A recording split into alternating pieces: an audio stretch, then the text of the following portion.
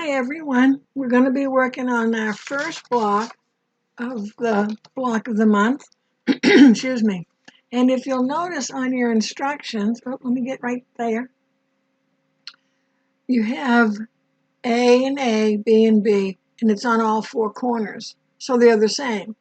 The center is AACC, but if you see, it's still the same unit shape.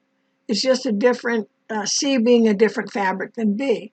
So these 1, 2, 3, 4, 5 units are going to be sewn exactly the same way on every one.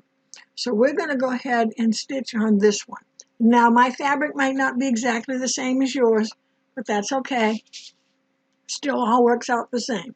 So you need 2 of your background and 2 of your main fabric for that unit. So A and B. And what you want to do, just to make it easy on yourself, is set up the pieces the way you would when you're going to sew them. Because these are quarter square triangles, which means this is a square and it was cut in 2 directions to make 4 pieces, as opposed to just down the center, that would be a half square triangle. So your first thinking is going to be, oh, I'm going to sew these 2 long pieces together because that would be a half square triangle. So it's always better for you to make sure you lay your pieces down, how they're supposed to look in your picture, before you start sewing. Don't assume the long end is where you're going to be sewing on. So in this case, we're going to be sewing on the shorter sides. So I'm going to flip this one over, just like turning the page of a book. And when I do, before I do anything with it, I'm going to stick a pin right in this side. That pin tells me that's the side I'm going to sew on. I don't care if it's perfectly lined up yet, that's fine. And I'm going to flip this one the same, and I'm going to put a pin in this side. Okay, when I bring it over to the sewing machine, I can then line it up exactly, rather than fidget with it and then have to fidget with it again at the sewing machine. So let's get ready to sew. So at the sewing machine, 1/4 inch foot with the guide, I'm using a Microtech 70 needle. That's what I use for piecing. I've got my 2 pieces, so there's one, there's the other, so you can see them. And I'm going to face them, even though I might put them down on my table, I'm going to face them so the pins are on my right-hand side, because I know that's how they have to go into the machine. So when I get ready to make sure everything is lined up, let me just zoom backwards a little bit. There you go. My pin is here. I'm going to take my pin out and I'm going to move my fabric. And I know my fingers are in your way, but I'm just scooching it so that it's even on this side, even on this side, and even on the side on the left. Once I have that, I'm not fidgeting around, moving it around. I'm keeping it straight where I'm going to sew. I want to make sure that I put a little bit of fabric is just barely under the needle, because we don't want the needle to just stitch into air. Okay, so I'm just making sure it's nice and straight. And even though I have an automatic up-down for my presser foot, I'm still going to use my lever in the back, see, there it is right there, to get it lined up so it's right. And I want to make sure that I'm nice and straight. I don't want to be sewing at an angle. I want to be nice and straight.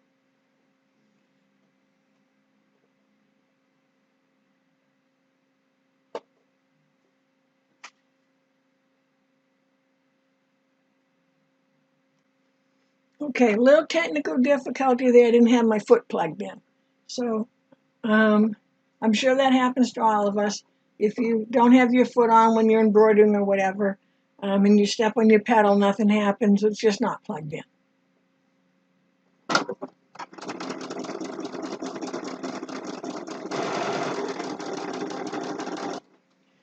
And I'm near the end, not over the end, when I'm going to put my next one on. Okay? And you notice I have One has the background on top, and the other one has the fabric B, or the main fabric, we'll call it, on top. And there's a reason for that, and you'll see that in a minute. So I'm just going to bring this in. I have my pivot on, so that means whenever I take my foot off my foot controller, my meter will go down and my foot will come up. I don't have to use my hands. If you don't have pivot, just go ahead and lightly lift up your presser foot. But I'm going to put these, you can see the little distance between the two. So just a tad of distance between the two. And I'm just going to continue on. My hand is holding on to my fabric until I'm done stitching. Okay, and let's take it back to the work table. So here are the two pieces just as I stitched them. And they're held together. We're not going to pull them apart. They're held together. Get my pins put away. They're held together by that thread, and we want that. So what we want to have is the seam allowance to the dark side. So the fabric, the dark side fabric is up, so that when I open this up, the seam allowance automatically goes to the dark side. So when I open this one, I want to just flip it, so the dark fabric is up, and I open it up, and automatically you can see there's the seam allowance is going to be under the dark side. And now, this is why we had them so that one was dark, one was light, because they are opposite each other. Now, they're hooked together, so now we know they'll be in the right position. The tool I want to introduce you to today, and you may already have one, is the wooden roller. The reason I use the wooden roller is because I don't want to press this with my iron because it will distort it. It's too small a piece. I still have right here, these are bias edges. I don't want to stretch them, but I do want to get my seam nice and flat. And you notice I just stayed along the seam. I didn't go out into the other area. The advantage of the wooden roller over, for example, the wooden iron is because when you use the wooden iron, you're pressing and stretching that fabric. Or you use your finger and you press and you see how it stretches, because I'm holding this, I'm stretching it. With a roller, just irons that down without any stretch, without any push and pull. And you'll have to stay tuned after the demo to find out from Carol. She's given a few of these away, I believe. So make sure you stay tuned to the end and she'll tell you about it. Now we just want to make this seam. So this is an easy one. We're just going to flip it over. The big thing we want here is we want to make sure, see how the seam is going to the left, the seam is going to the right, and we just want to make sure they're side by side, not on top of each other. Let's see if I can show you here. Okay, see how they're side by side? So the top seam is over to the left, and the bottom seam is over to the right. And you can feel along this whole seam how it's nice and flat. That's just going to make it line up better. I'm going to put a pin in, making sure my top is aligned. I'm going to put a pin in right after the seam, about 1/4 inch after the seam. And the reason I do that is, as I'm sewing along, I don't want to get to my seam, I haven't stitched it yet, pull my pin out and move that alignment off. So now when I stitch along, I don't have to stop stitching until I'm actually stitched on those seams when I pull my pin out. The other thing I want to make sure is all the sides should be lined up. We want to make sure that it's even on all sides because they should both be the same size. And just double check and run your finger down along the seam to make sure that seam is nice and straight the whole way down. Now we'll go ahead and sew. I want to make sure that I have fabric under the needle before I start. And just stitch along at a moderate rate. Faster sewing doesn't make better sewing.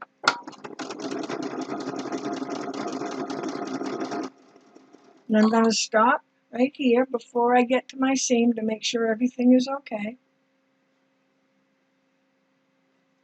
And I'm looking and I realize I flipped my unit over, so now my pin is before the seam instead of after it like I was. So be careful not to do that. So I'm going to hold my finger right here, take the pin out, move it down without shifting my fabric. If I just pull the pin out and don't hold the fabric, I'm going to pull everything out of line. These things will happen, you just fix them as you go along. I also want to make sure that my seam allowance stays nice and flat. And no, I didn't run over my needle, that was just the seam. I mean my pin. I'll take my pin out and finish stitching to the end.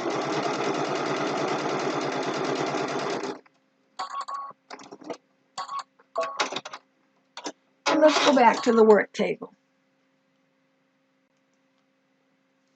Okay, now here we go. How's that looking? Pretty good? Now you'll notice that you got kind of a big bump in the back. So what we want to do is we're going to do a little, what I call a twirl. I'm going to take my seam ripper,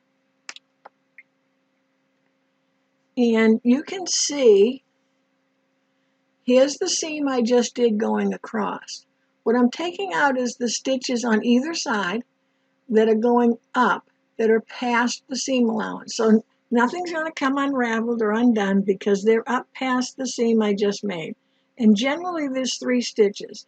And there's 3 stitches on each side because each of these units was stitched separately.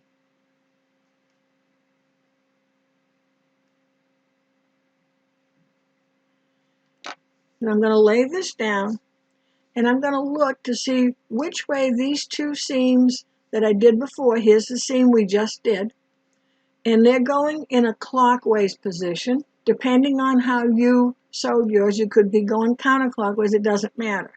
But what I want to do is I want to make these seams go in the same direction. So if I'm going clockwise, this seam on this side has to go down, and this one has to come up.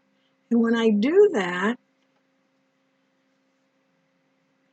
I end up, can you see? I end up with a nice little 4 patch. You see that? And when you put your finger there, you'll notice it doesn't feel any more lumpy than any other part of it.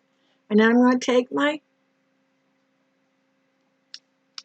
wooden roller again and just press that up. And we're done.